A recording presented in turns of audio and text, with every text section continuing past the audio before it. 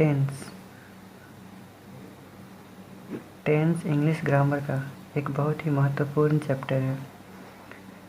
इस चैप्टर से यदि एग्ज़ाम में सिलेबस के रूप में इंग्लिश हो तो प्रश्न पूछे ही जाते हैं और इस चैप्टर के द्वारा वॉइस, नरेशन आदि जैसे चैप्टरों के प्रश्न भी सॉल्व करने में काफ़ी मदद मिलता है। तो सबसे पहले जान लेते हैं कि टेंस होता क्या है। टेंस में हम क्रिया के विभिन्न रूपों का अध्ययन करते हैं।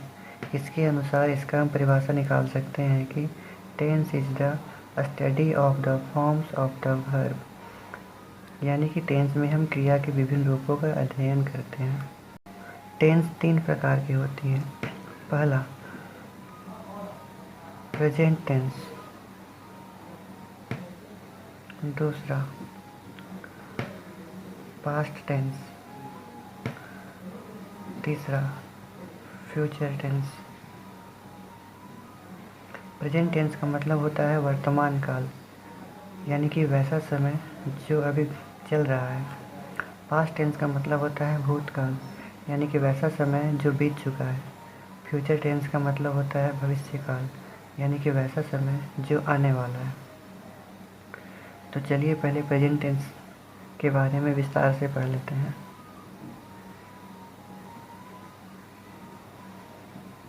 प्रेजेंट टेंस 4 प्रकार की होती है। पहला सिंपल प्रेजेंट टेंस,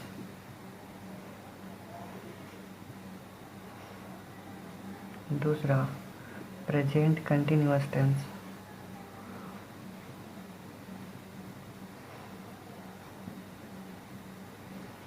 तीसरा प्रेजेंट परफेक्ट टेंस,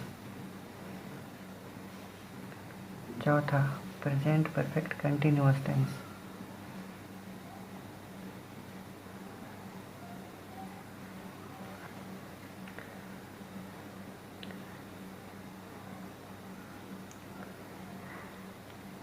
पहले सिंपल प्रेजेंट टेंस के बारे में पढ़ लेते हैं।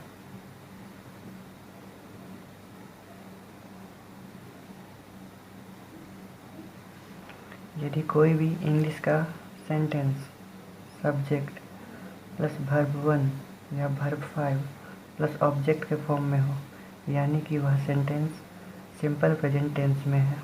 जैसे काउ, इट्स, ग्रास। इसमें सब्जेक्ट काउ है, वर्ब 5 की जगह इट्स लगा हुआ है तथा ऑब्जेक्ट ग्रास है। इसका मतलब यह सेंटेंस सिंपल प्रेजेंट टेंस में है। यदि इसे हिंदी में समझना चाहें तो किसी भी हिंदी वाक्य के अंत में ता है, टी है, ते है आदि लगा रहेगा तो हम बोलेंगे कि वह सिंपल प्रेजेंट टेंस है। जैसे गाय घास खाती है। इस सेंटेंस के अंत में टी है लगा हुआ है, यानी कि यह सिंपल प्रेजेंट टेंस के अंदर आता है।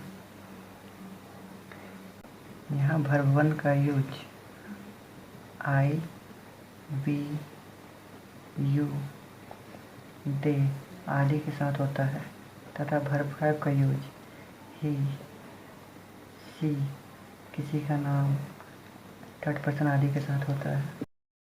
सिंपल प्रेजेंट टेंस का नेगेटिव फॉर्म देख लेते हैं। यदि कोई भी सेंटेंस सब्जेक्ट प्लस डू या does plus not plus verb 1 plus object के फॉर्म में हो, यानी कि वह सिंपल प्रेजेंट टेंस का नेगेटिव फॉर्म है।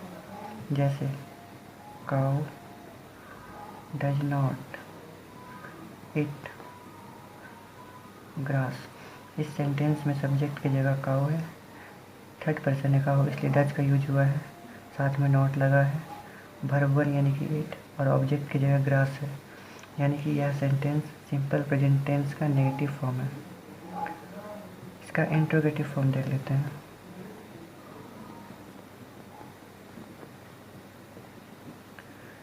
इंट्रोगेटिव फॉर्म का स्ट्रक्चर डू या does plus subject plus verb 1 plus object होता है। जैसे डज काउ इट ग्रास। इस सेंटेंस में काउ थर्ड पर्सन है इसलिए डज का यूज हुआ है। सब्जेक्ट की जगह काउ तथा वर्ब वन इट और ऑब्जेक्ट की जगह ग्रास लगा है, यानी कि यह सिंपल प्रेजेंट टेंस का इंट्रोगेटिव फॉर्म है। यदि इसे हिंदी में देखना चाहे तो गाय घास नहीं खाती है। इसका हिंदी देखें तो क्या गाय घास खाती है।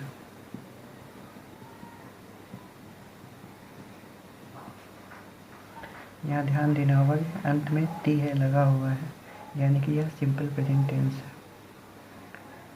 चलिए प्रेजेंट टेंस का दूसरा रूप प्रेजेंट कंटिन्यूअस के बारे में बात करते हैं।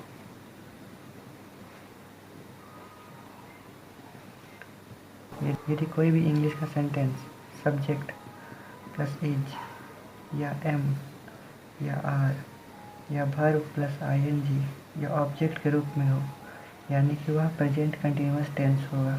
जैसे काउ इज ईटिंग ग्रास। यहाँ सब्जेक्ट की जगह काउ है,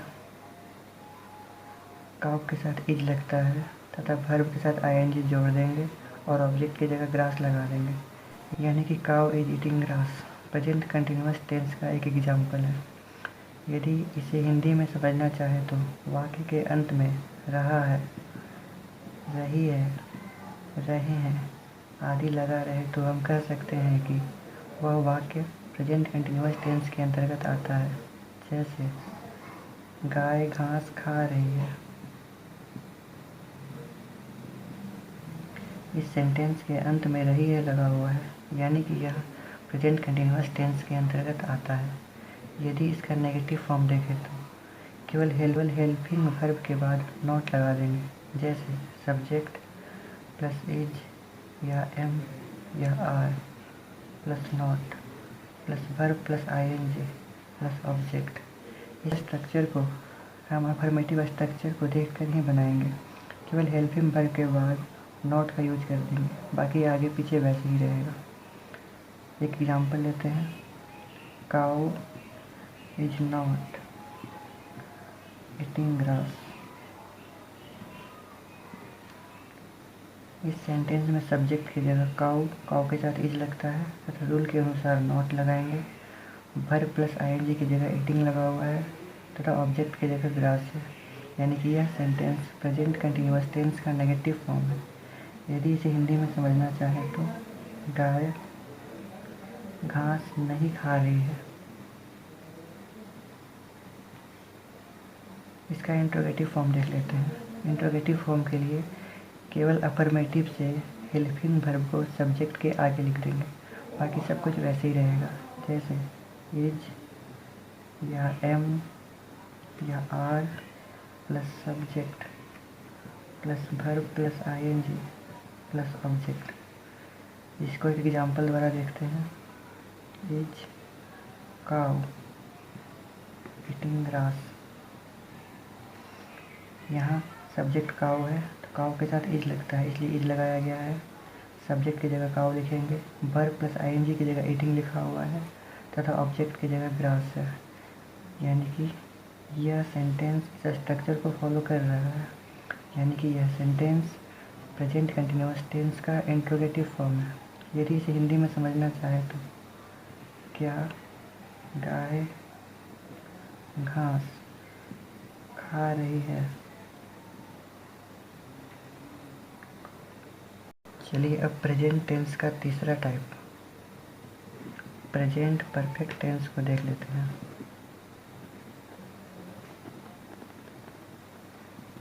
यदि कोई भी सेंटेंस सब्जेक्ट प्लस हैज या have plus verb 3 plus object के रूप में हो, यानी कि वह सेंटेंस प्रेजेंट परफेक्ट टेंस होगा। जैसे काउ हैज ईटेन ग्रास। इस सेंटेंस में सब्जेक्ट की जगह काउ है, काउ थर्ड पर्सन है इसलिए यहाँ हैज का यूज हुआ है। हैव का use I we you they आदि के साथ होता है तथा हैज का यूज ही सी किसी का नाम या थर्ड पर्सन आदि के साथ होता है।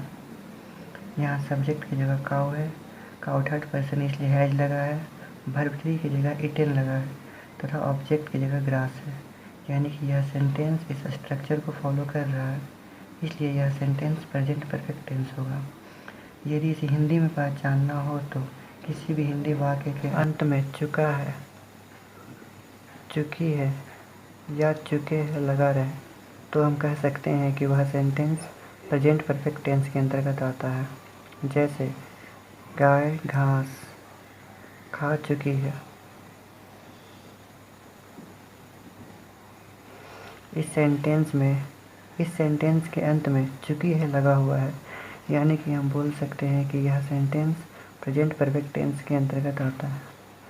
यदि इसका नेगेटिव फॉर्म देखें तो यदि कोई भी सेंटेंस सब्जेक्ट प्लस हैज या have plus not plus verb 3 plus object के रूप में हो तो वह सेंटेंस प्रेजेंट परफेक्ट टेंस का नेगेटिव फॉर्म होगा।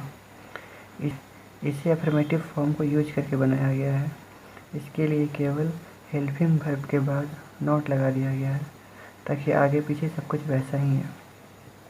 एक एग्जांपल देखते हैं। Cow has not eaten grass. इस सेंटेंस में सब्जेक्ट की जगह काउ है, काउ थर्ड पर्सन है इसलिए हैज का यूज हुआ है। रूल के अनुसार नॉट लगा है, वर्ब 3 की जगह ईटेन है तथा ऑब्जेक्ट की जगह ग्रास लगा हुआ है, यानी कि यह सेंटेंस इस स्ट्रक्चर को फॉलो कर रहा है, यानी कि यह सेंटेंस प्रेजेंट परफेक्ट टेंस का नेगेटिव फॉर्म है।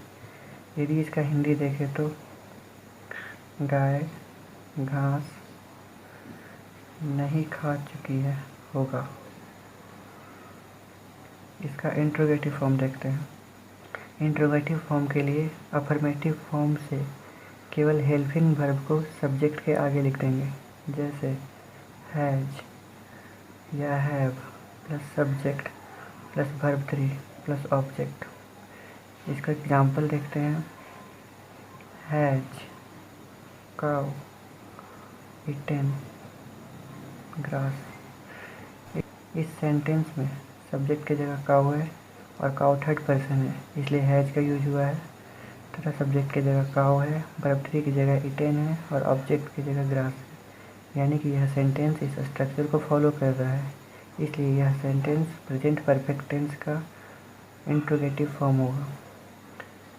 इसे अगर हिंदी में देखना चाहे तो क्या गाय घास खा चुकी है होगा।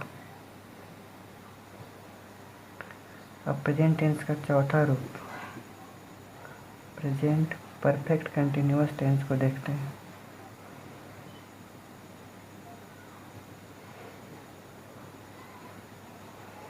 यदि कोई भी सेंटेंस सब्जेक्ट प्लस हैज या have plus been plus verb 4 यानी कि verb plus ING plus object plus 4 या सिंस प्लस टाइम के रूप में हो तो वह sentence present perfect continuous tense में होगा।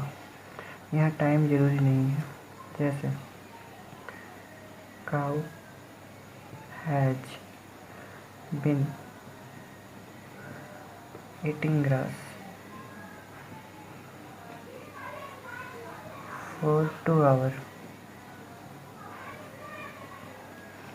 इस सेंटेंस में फॉर का यूज अनिश्चित समय के लिए करेंगे तथा सिंस का यूज निश्चित समय के लिए करेंगे। जैसे मैं बोलता हूँ 2 बजे तो वह निश्चित समय है। यदि बोले 2 घंटा तो सुबह 2 घंटा शाम 2 घंटा पता नहीं, इसलिए यह अनिश्चित समय है। तो यहाँ 2 घंटा बोला गया है जो अनिश्चित समय है, पता नहीं है कि यह सुबह का 2 घंटा है या शाम का 2 घंटा, इसलिए यहाँ 4 लगा है। यदि 2 बजे बोला जाता तो वहाँ सिंस लगता। जैसे अगर हिंदी इसका करें तो गाय 2 घंटे से घास खाते रहेंगे।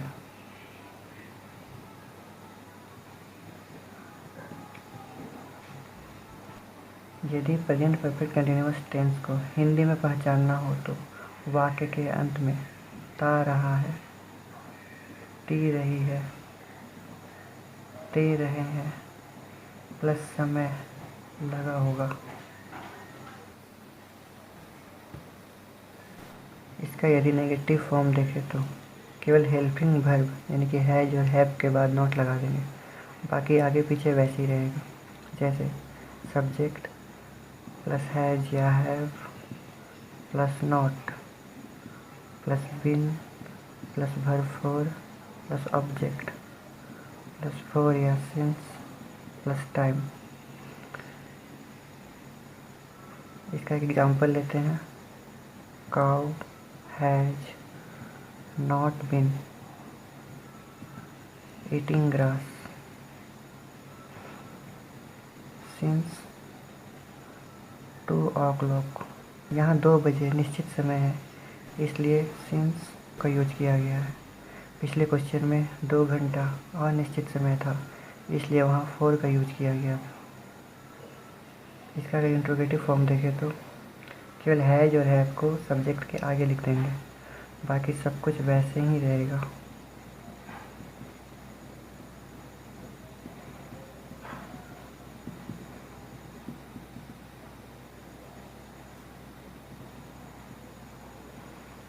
इसका एक एग्जांपल देखते हैं।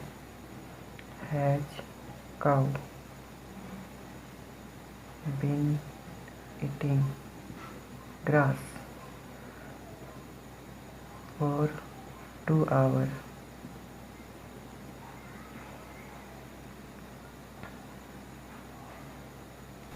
यदि इसे हिंदी में देखें तो क्या गाय 2 घंटे से घास खाते रही है होगा।